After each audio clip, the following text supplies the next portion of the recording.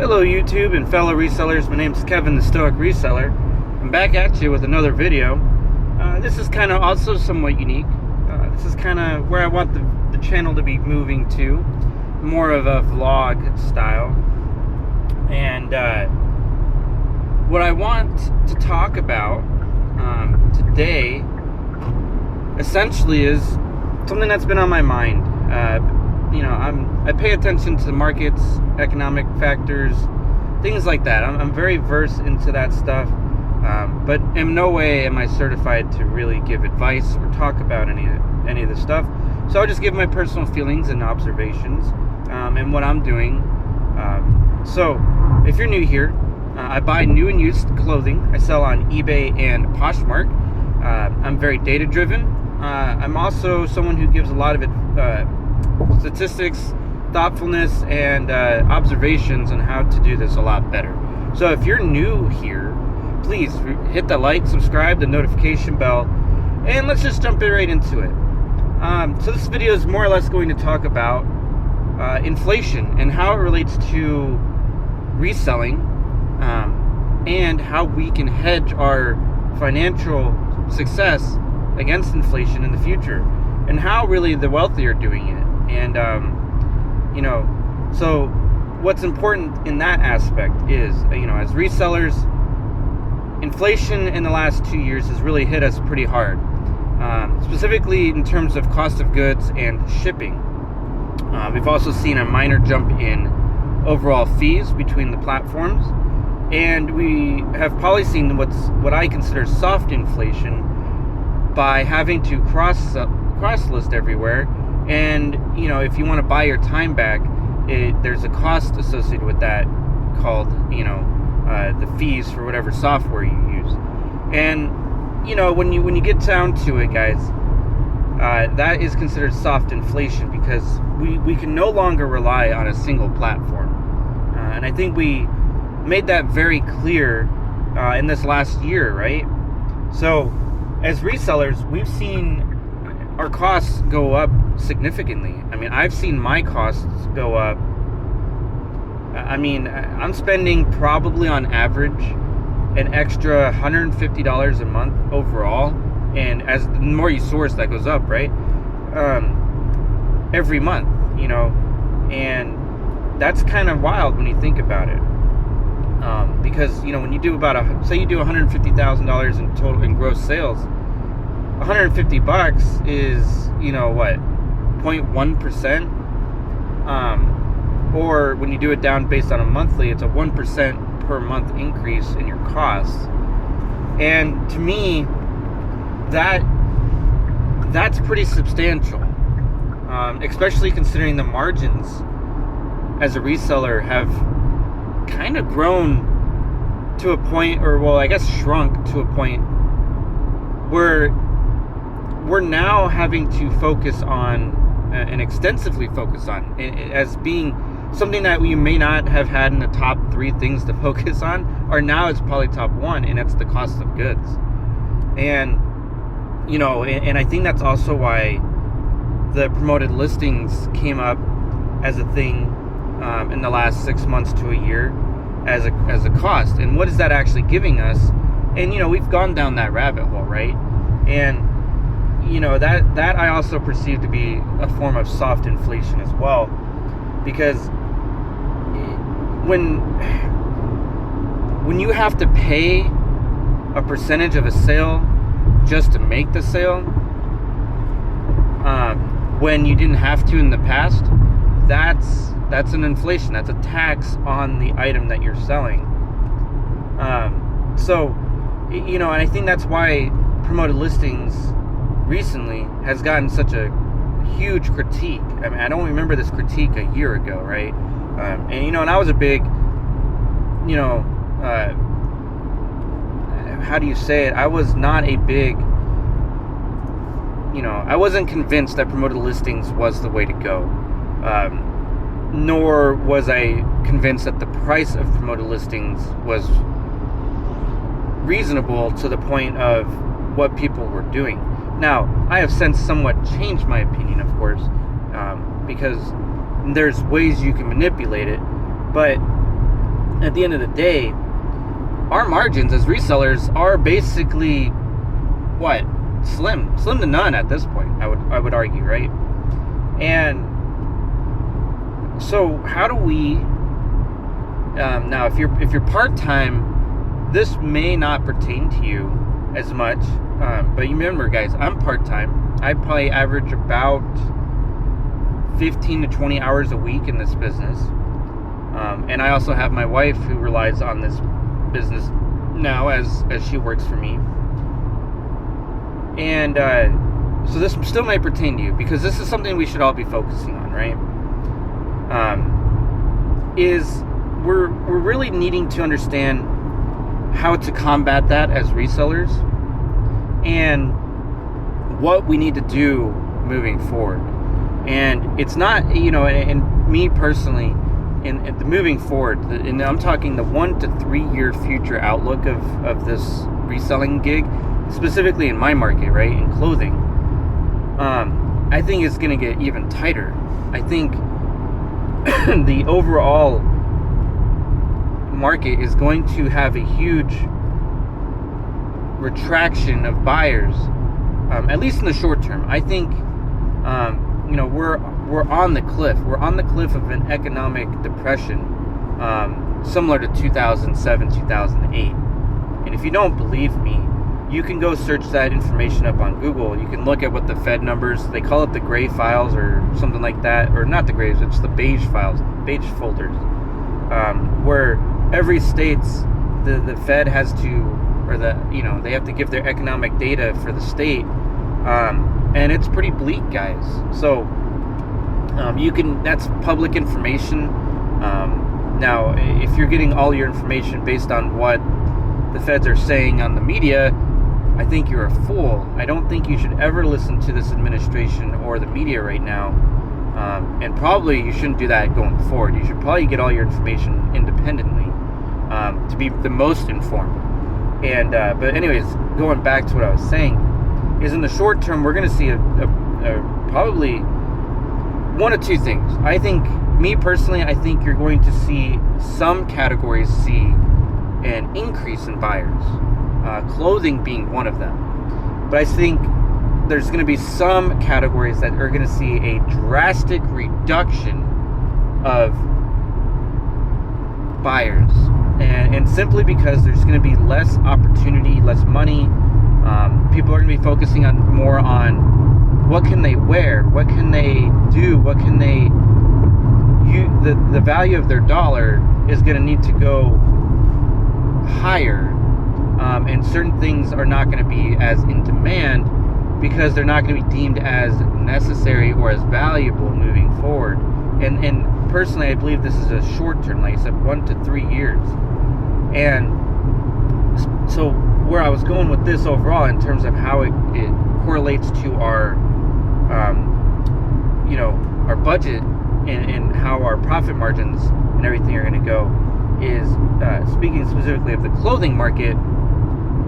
I do believe prices are going to drop, and I use that in my last kind of like my walk around vlog, which is still something I'll be doing, guys.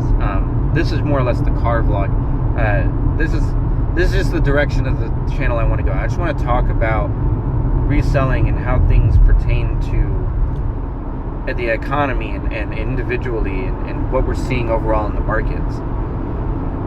But going forward, I use the example of Prana Pants, and we can be more specific. I buy, in Prana only, I buy the Breon and the Stretch Zion pants almost exclusively. There are some other ones, I hardly ever find them, but I use the example that probably in the next 6 months to a year, I'm not going to get more than $30 for these items, nor can I list these over $30. And because right now I price them at $40 and they sell pretty frequently. But as the economy slowly deteriorates, people are not willing to spend 50% of the retail value. They want a bigger deal, and they're going to need a deeper discount. And we're going to need to adjust our pricing for that trend in the market.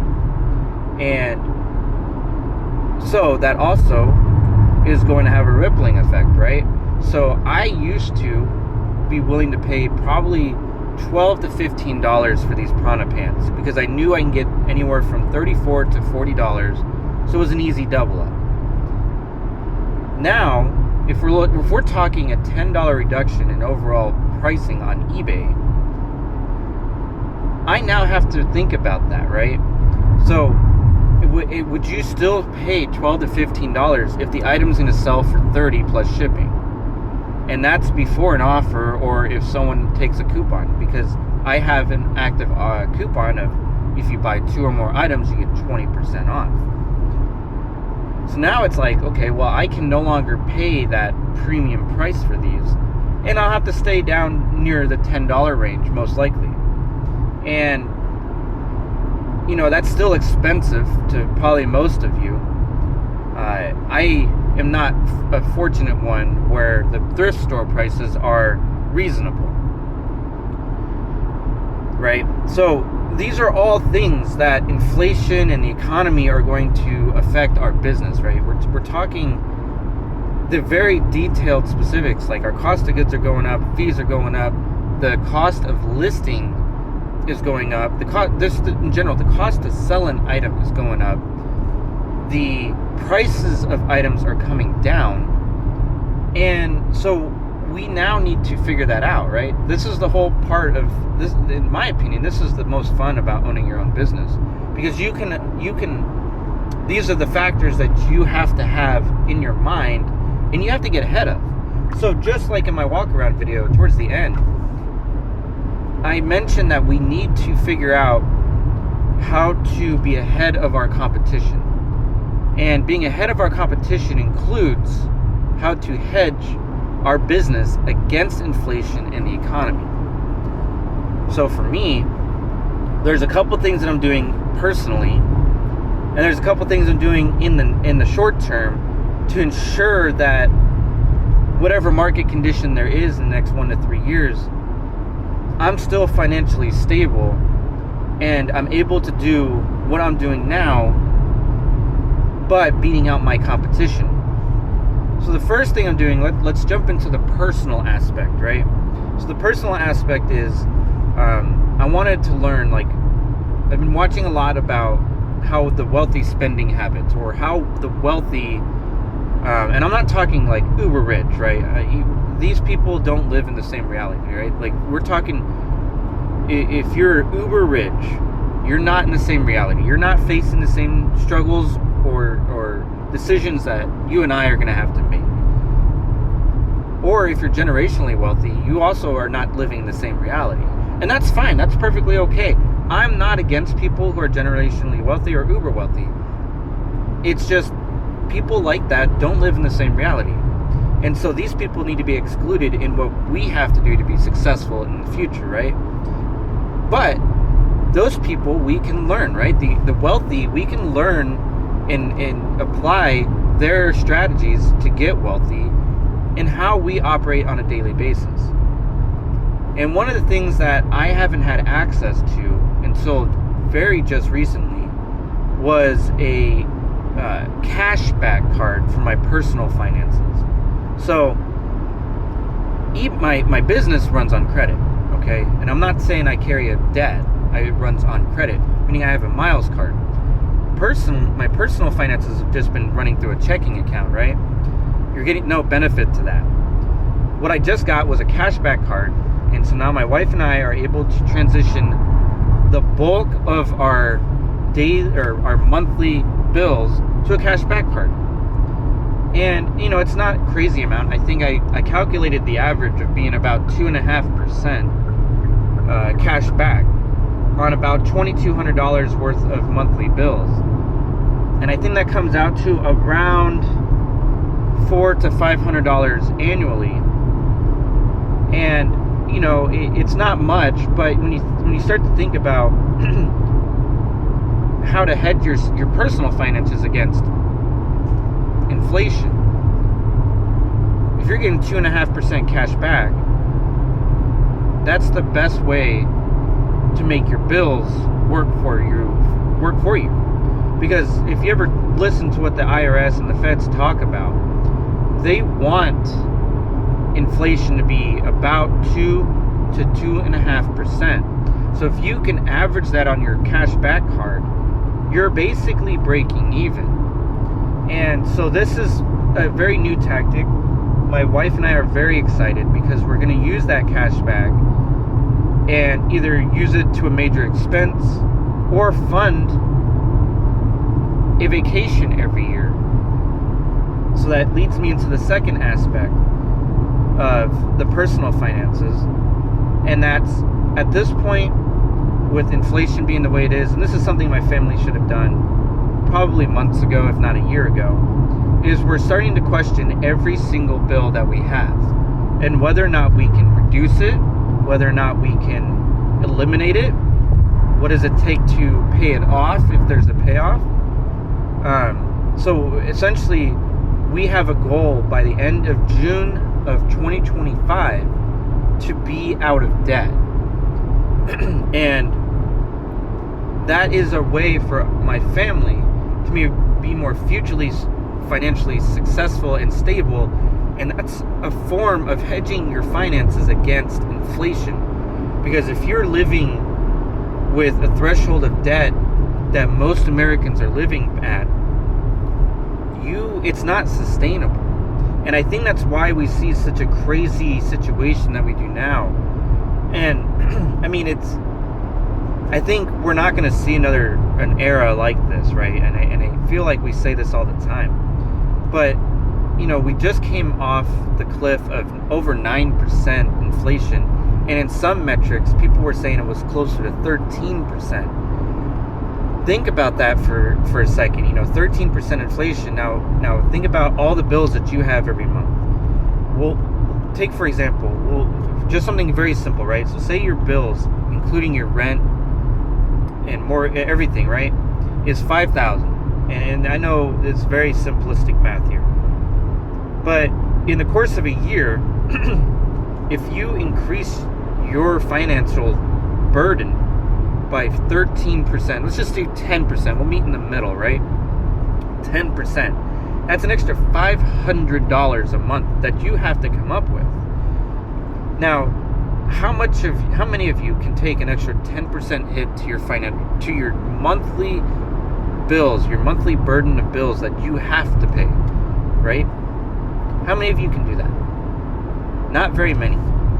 And I think that's why we see so many people right now in the situation that they're in, is that they've over leveraged themselves and inflation is just kicking them in the ass.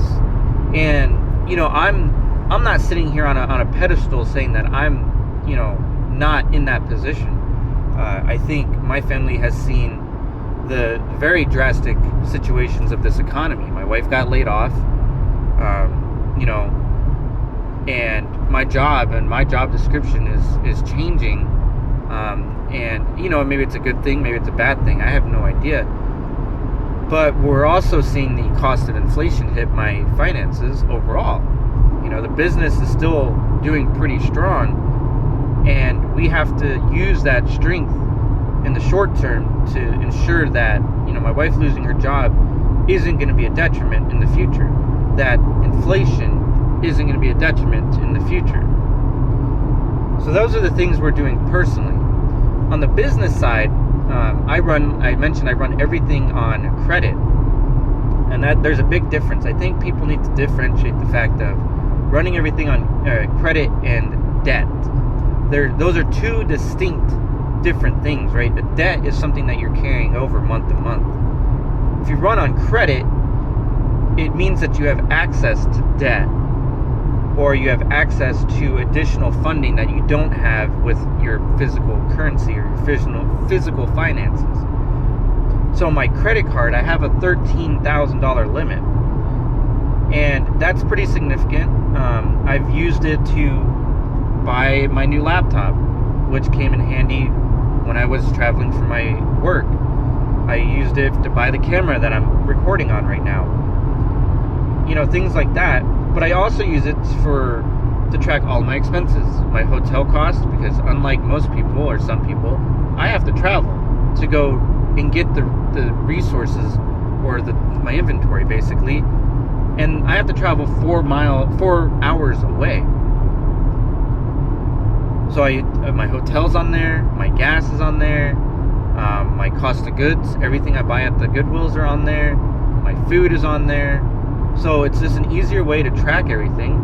But what's great about this card is I get miles. I get miles back. And I think what gets lost in the whole, cost of goods scenario is right now for this year alone, I've gotten 68,000 miles, which when you translate it into a travel cost is like $687. So it's like getting a free $687 because I can translate that straight into cash if I wanted to. So I'm doing this business. The business is easily paying itself back with a profit. And now I'm getting the additional profit of these miles. And I'm hoping you guys are connecting the dots at this point. That everything we do right now, because this is what the wealthy do, and I'll get back to that. This is what the wealthy habits are, is that they live on credit, meaning that every single dollar that they use is doing something for them, right? So when you start switching your thought process about how, okay, when I go and pay at the grocery store with my debit card, what benefit did I get from there? Well, I get to feed my family. That's the only benefit, right?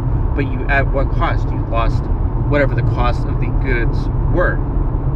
Now, if you're using a cashback card or a miles card, you now have an innate, inherent reward for doing that. And in some grocery stores, they offer other benefits like,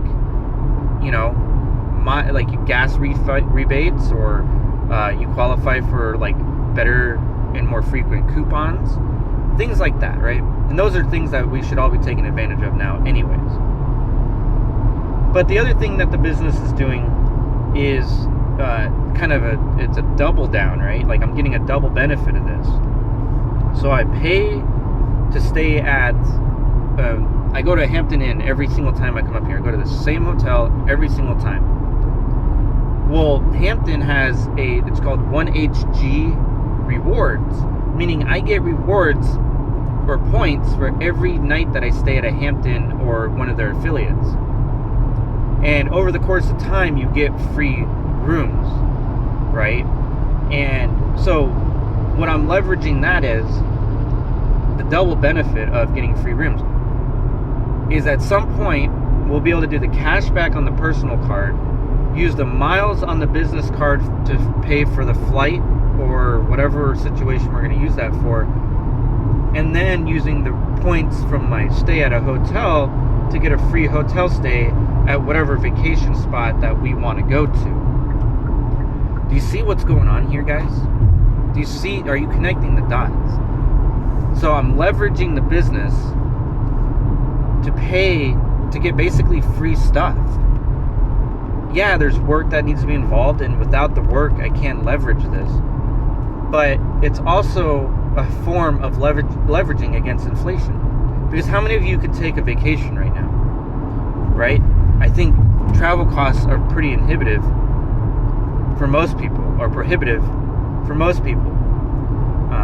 We were looking at flights out of my local town to go visit my grandparents, and it's like $700 a plane ticket. That's kind of wild, isn't it? It's like if you book a round trip, it was like $1,100 a person.